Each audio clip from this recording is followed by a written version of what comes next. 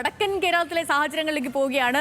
പ്രിയപ്പെട്ടവരെ, CPM-ന്റെ 3 നേതാക്കൾ UDF സ്ഥാനാർത്ഥികളായി മത്സരിക്കുന്ന വടക്കൻ ജില്ലകളിൽ 20ഓളം മണ്ഡലങ്ങളിലാണ് കനത്ത പോരാട്ടം. തളിപ്പറമ്പും പയ്യന്നൂരും ഒക്കെ CPIM-ന് അഭിമാന പോരാട്ടമാണ്.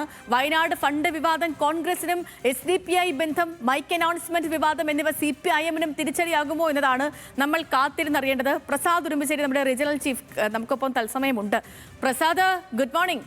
വടക്കൻ കേരളത്തെ സംബന്ധിച്ചിടത്തോളം ഞാൻ ഈ പറഞ്ഞതിലപ്പുറം ഒന്നും തന്നെ ഇല്ല. കാരണം CPM-ന്റെ എല്ലാ കാലത്തെയും ഉറച്ച കോട്ടകൾ എന്നറിയപ്പെടുന്ന സ്ഥലങ്ങളിൽ, ആ കോട്ടകളിൽ ഇളക്കം തട്ടിയ ഒരു തിരഞ്ഞെടുപ്പ് കാലം കൂടിയായിരുന്നു ഇത്. ആ ഇളക്കം അത് ഈ തിരഞ്ഞെടുപ്പിൽ എങ്ങനെ പ്രതിഫലിക്കും എന്ന് വേണം കണ്ടറിയേണ്ടത്. അതിനൊപ്പം തന്നെ ഇതുവരെയുള്ള പ്രചാരണ കാലത്തൊന്നും കണ്ടിട്ടില്ലാത്ത വിധത്തിലുള്ള വിവാദങ്ങളൊക്കെയും ഇടം പിടിച്ച ഒരു പ്രചാരണ കാലത്തിനാണ് ഇന്ന് സമാപനമാകാൻ പോകുന്നത്. എന്താണ് വടക്കൻ കേരളത്തിലെ നിലവിലെ സാഹചര്യം, ഒരു പൊതുചിത്രം? Good morning Sethu.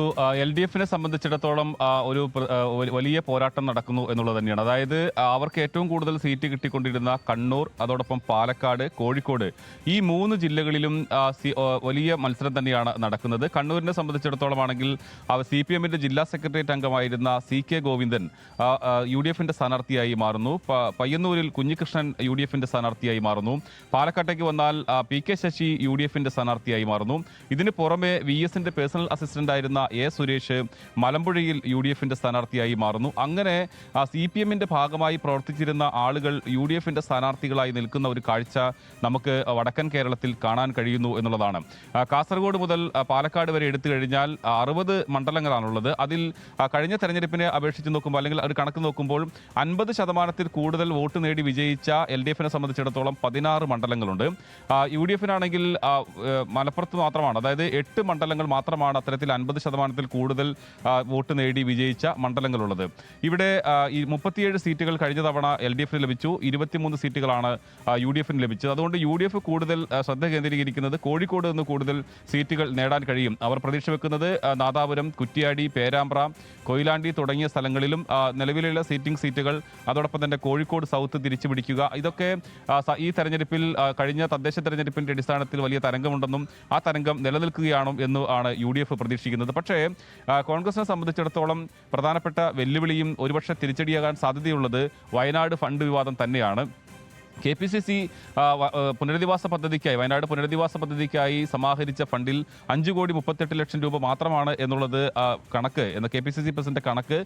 അത് വലിയ ആരും വിശ്വസിച്ചിട്ടില്ല എന്ന ആരോപണവുമായി LDF സജീവമായി തന്നെ രംഗത്തുണ്ട്. അത് വലിയ തോതിൽ പ്രചാരണം നടത്തുകയും ചെയ്യുന്നു. LDF-ലേക്ക് വന്നു കഴിഞ്ഞാൽ അവരെ സംബന്ധിച്ചിടത്തോളം SDPI ബന്ധം, അതോടൊപ്പം മൈക്ക് അനൗൺസ്മെന്റ്, പേരാമ്പ്രയിലെ മൈക്ക് അനൗൺസ്മെന്റ് വിവാദമെല്ലാം എങ്ങനെയാണ് തിരിച്ചടിയാകുക, ഏത് രീതിയിലാണ് ചർച്ച ചെയ്യുക എന്നുള്ളതാണ്. കാസർഗോഡ്, അതോടൊപ്പം BJP പ്രതീക്ഷ വെക്കുന്ന 2 മണ്ഡലങ്ങൾ, ഒന്ന് വടക്കൻ കേരളത്തിലാണ് ഉള്ളത്, ഒന്ന് മഞ്ചേശ്വരവും മറ്റൊന്ന് പാലക്കാടും. അതോടൊപ്പം കോഴിക്കോട് നോർത്തിലും സൗത്തിലും ശക്തമായ മത്സരം BJPക്ക് നടത്താൻ കഴിഞ്ഞു എന്നുള്ളത് അവർക്ക് പ്രതീക്ഷ വെക്കുന്ന ഒരുപാട് കാര്യങ്ങളാണ്. എന്തായാലും വടക്കൻ കേരളത്തിൽ എല്ലാ സ്ഥലങ്ങളിലും ശക്തമായ മത്സരങ്ങൾ നടക്കുന്നു എന്നുള്ളത് തന്നെയാണ്. നേരത്തെ പറഞ്ഞതുപോലെ CPM-നെ സംബന്ധിച്ചിടത്തോളം ഇത് ചില മണ്ഡലങ്ങളിലെങ്കിലും, തളിപ്പറമ്പ്, പയ്യന്നൂർ, ഒറ്റപ്പാലം തുടങ്ങിയ മണ്ഡലങ്ങളിലും അത് അഭിമാന പോരാട്ടമാണ്. നിശ്ചയമായും പ്രസാദ്, ശരി.